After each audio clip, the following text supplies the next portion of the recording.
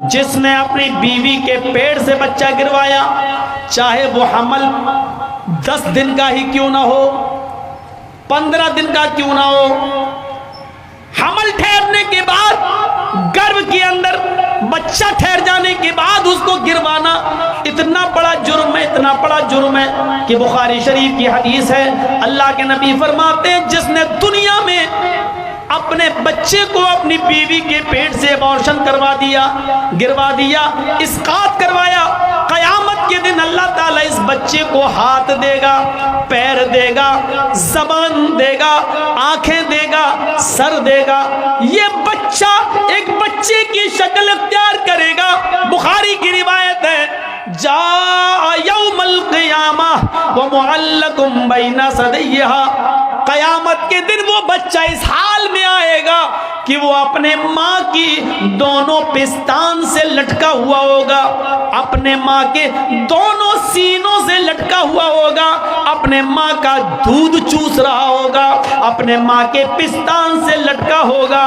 اللہ کہے گا اے بچے تجھے بھی کچھ کہنا ہے، اللہ اس بچے کو زبان دے گا، یقول، وہ بچہ اپنے ماں کی پستان چھوڑے گا، پھر اوپر دیکھے گا، کہے گا یقول یا ربی ہذہ امی قتلتنی، اللہ یہ میری ماں ہے جس کے پستان سے میں لٹکا ہوں، اللہ یہ میری ماں ہے جس کا میں دودھ پی رہا ہوں، اللہ یہ میری ماں ہے جس کے سینے سے آج میں لگا ہوں، اللہ یہ میری ماں ہے جس نے دنیا میں مجھے مار ڈالا تھا، اللہ یہ میری ماں ہے جس نے دنیا میں مجھے قتل کر دیا تھا، اللہ یہ میری ماں ہے جس نے دنیا میں مجھے جینے نہیں دیا، مجھے دنیا میں آنے نہیں دیا، اللہ یہ میری ماں ہے جس نے دنیا میں مجھے بھلا دیا تھا، میرا قتل کر دیا تھا، میرا مرڈر کر دیا تھا، اللہ یہ دنیا میں میری نہ ہوئی، آج آخرت میں تو اس کا مت بن، آج آخرت میں تو اس کا مت ہو،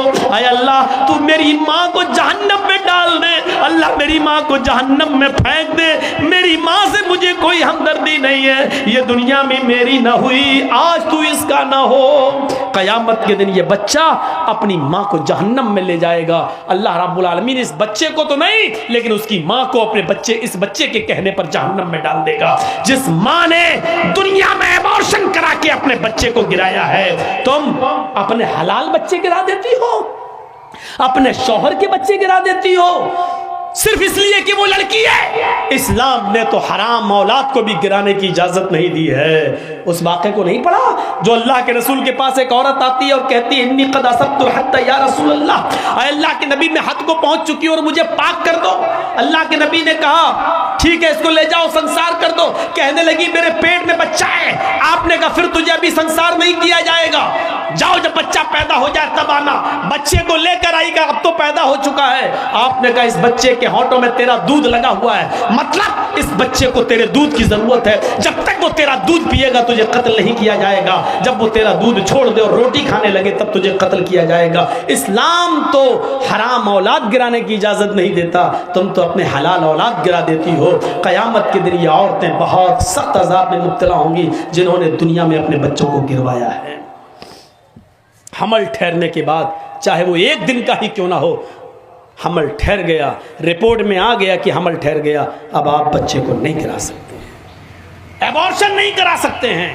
وہ الگ بات ہے کہ کوئی مصیبت ہو جائے اور ماں یا بچے میں سے کسی ایک کو بچانا پڑے، تو ایسی صورت میں تو پھر ماں کی جان بچائی جائے گی، وہ مجبوری کی ایک الگ کنڈیشن ہے۔ لیکن بغیر کسی مجبوری کے صرف اس لیے کہ 3-4 بیٹیاں پہلے سے، یہ چوتھی بھی میری بیٹی، ہم جہیز کہاں سے لائیں گے، نہیں گرا دو، اب نہیں چاہیے مجھے، صرف اس لیے گرا دیتی ہو تو عذاب کی مستحق ہوگی، عذاب کی مستحق۔ تو میرے بھائیوں ہمیں بچنا چاہیے۔ یہ اندھیرا تھا عرب کے اندر کہ لڑکیوں کو زندہ دفن کر دیا جاتا تھا۔ شادی جانتے ہو کیسے ہوتی تھی؟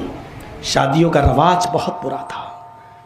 ایک لڑکا کسی لڑکی سے شادی کر کے لاتا تھا، پڑھیے بخاری کتاب النکاح، زمانے جاہلیت کی نکاح پر نظر ڈالیے۔ ایک لڑکا کسی لڑکی کو نکاح کر کے لاتا تھا لیکن اس کے ساتھ رات سوتا نہیں تھا، جس کو ہماری زبان میں بولا جاتا ہے شب زفاف نہیں مناتا تھا، اور جس کو ہماری عام بھاشا میں بولا جاتا ہے سہاگ رات، وہ لڑکا اپنی بیوی کے ساتھ نہیں مناتا تھا۔ شادی کر کے لایا, ودا کر کے لایا, رخصتی کر کے لایا, گھر میں لایا, لیکن نہیں ملتا تھا, بلکہ وہ لڑکا, وہ پتی, وہ دولہا اپنی بیوی کو اپنے دوست کے حوالے کر دیتا تھا اور کہتا تھا کہ لو جاؤ تم اس کے ساتھ اور اس کی شرمگاہ حاصل کرو, یعنی اس کے ساتھ زنا کرو. اور جب اس کے دوست سے یہ بیوی حاملہ ہو جاتی تھی, یہ لڑکی حاملہ ہو جاتی تھی, تب پتہ چلتا تھا حاملہ ہو گئی, تب یہ اصلی پتی جاتا تھا اور اپنے دوست سے اپنی بیوی کو لے کر آتا تھا. اور ایسا اس لیے کیا جاتا تھا تاکہ بچہ نیک پیدا ہو. بتائیے, ان کے ہاں نیک بچہ پیدا ہونے کا یہ تصور تھا کہ جب تک شوہر شادی کے بعد اپنی بیوی کو کسی دوست کے بستر پہ نہ بھیج دے اور اس سے حمل نہ ٹھہر جائے, تب تک اس بیوی کو اپنی بیوی کی طرح نہیں اپنایا جا سکتا ہے, اس سے ملا نہیں جا سکتا ہے. اور یہ اس سماج میں اس لیے ایسا کیا جاتا ہو کہ اس سے بچہ شریف پیدا ہو. تو وہاں کی شرافت آپ سمجھ سکتے ہیں. جیسے ہمارے ملک میں ایک دھرم ایسا بھی ہے جس کے بڑے بڑے گرو ننگے رہتے ہیں, مارکیٹ میں ننگے گھومتے ہیں اور عورتیں ان کے پیچھے پیچھے گھومتی ہیں. اور ایک جگہ جب وہ بابا بیٹھ جاتا ہے تو اس کے اوپر سر پہ دودھ ڈالتی ہیں.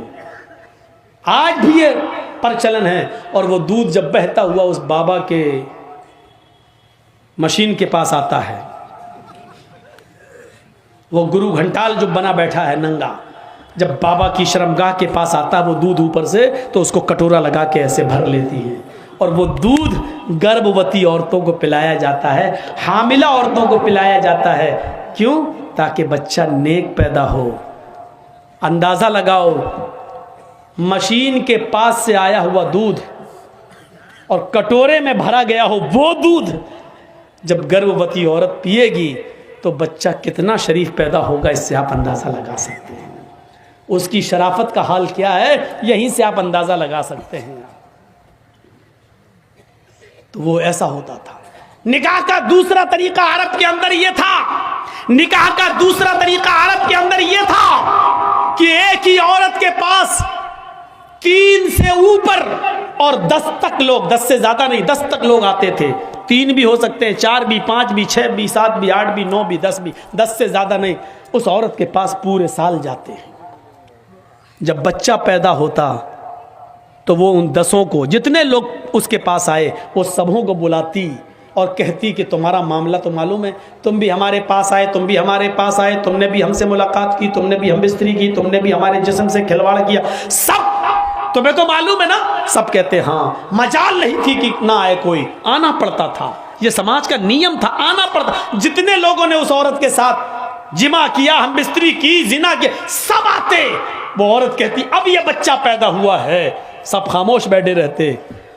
اس عورت کو اختیار ہوتا, وہ بچہ اٹھاتی اور ان لوگوں میں سے جتنے لوگوں نے اس کے ساتھ زنا کیا, اپنا بچہ جس کی گود میں ڈال دیتی. یہ اس کی بیوی مان لی جاتی, وہ اس کا پتی مان لیا جاتا, اور اس کا بچہ وہی مان لیا جاتا جس کی گود میں ڈال دیا, یہ اسی کا بچہ ہے. یہ شادی کا دوسرا طریقہ تھا عرب کے اندر.